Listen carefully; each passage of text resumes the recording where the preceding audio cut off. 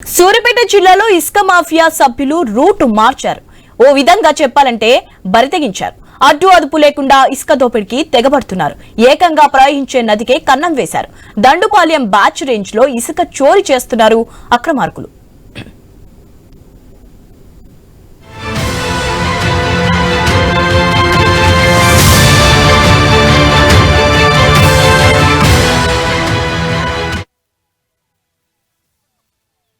పేరు మీద ఇసుక దందా యథేచ్ఛగా జరుగుతున్నా కానీ కొన్ని మండలాలలో పోలీసులు కానీ ప్రభుత్వ రెవెన్యూ డిపార్ట్మెంట్ కానీ ఎవరు కూడా పట్టించుకునే పరిస్థితి లేదు. ఈరోజు మోతే మండలం కానీ మునగాల మండలం కానీ నడిగూడ మండలం కానీ కోదాడ మండలం కానీ 5-6 మండలాలలో ఇందిరమ్మ ఇండ్ల పేరు మీద పాలేరు నుంచి వస్తున్నటువంటి ఇసుకను ఇందిరమ్మ ఇండ్లకు పోతుందా లేదా అని చెప్పేసి ఒక్క అధికారి కూడా పరిశీలించకుండా ఇవాళ యథేచ్ఛగా ఒక 5 ట్రాక్టర్లు పర్మిషన్ ఇచ్చి 100 ట్రాక్టర్లు ఈరోజు ఇందిరమ్మ ఇండ్ల పేరు మీద ఇసుక దందా చేస్తున్న పరిస్థితి ఉన్నది.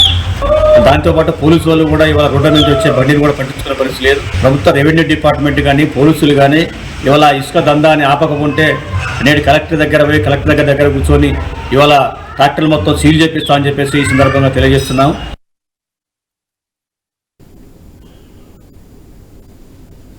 ఖమ్మం సూర్యాపేట జిల్లాను ఆనుకుని ప్రవహిస్తోంది పాలేరు వాగు.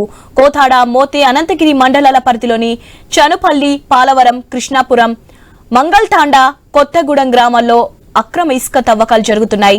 నదిలోకి వెళ్లి బకెట్ల సాయంతో నాటు పడవల్లోకి ఇసుక ఎత్తి ఒడ్డున డంపు చేస్తున్నారు కేటుగాలు. అక్కడి నుంచి ట్రాక్టర్లు, ట్రిప్పర్ల ద్వారా తరలించి సొమ్ము చేసుకుంటున్నారు. ఇలా నదిలో నాటు పడవల ద్వారా సహజ సంపద మొత్తం దోచేసుకున్నారు. అయితే సమీప గ్రామాల్లో ఉండే మాఫియాకు ప్రవహించే పాలేరు నదే ఆర్థిక వనరుగా మారింది. ఇదంతా సంబంధిత అధికారులకు తెలియదనుకుంటే మనం ఇసుకలో కాలేసినట్టే. అధికార పార్టీలో ఉన్న చోట మోటా లీడర్లే ఈ అక్రమ ఇసుక దందాకు పాల్పడుతున్నారనే ఆరోపణలున్నాయి. అందుకే మాకెందుకు వచ్చిన గొడవ అనుకుని అధికారులు అటుగా కన్నెత్తి కూడా చూడడం లేదన్న విమర్శలొస్తున్నాయి. ఇక ఇసుక దందా సంగతి ఏంటి అని స్థానిక ఎంఆర్ఓను వివరణ అడిగితే మాత్రం అబ్బెబ్బే నా ఇలాకాలో ఇసుక దందానా అంటూ ఇష్యూ ఎంత సిల్లిగా తీసుకుంటున్నారు.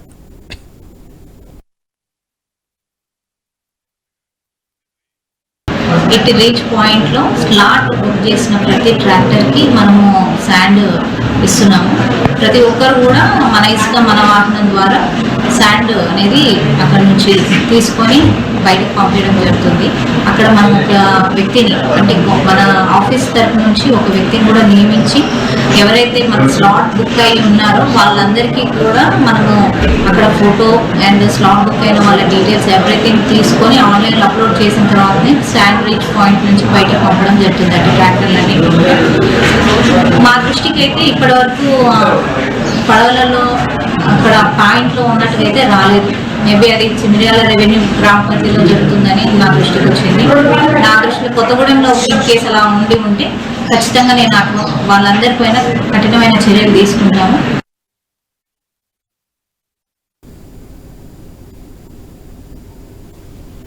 ప్రవహించే నదిలో ఇసుక తవ్వకాలు జరిపితే భవిష్యత్తులో పెనుముప్పు వాటిల్లే ప్రమాదం ఉందని హెచ్చరిస్తున్నారు నిపుణులు.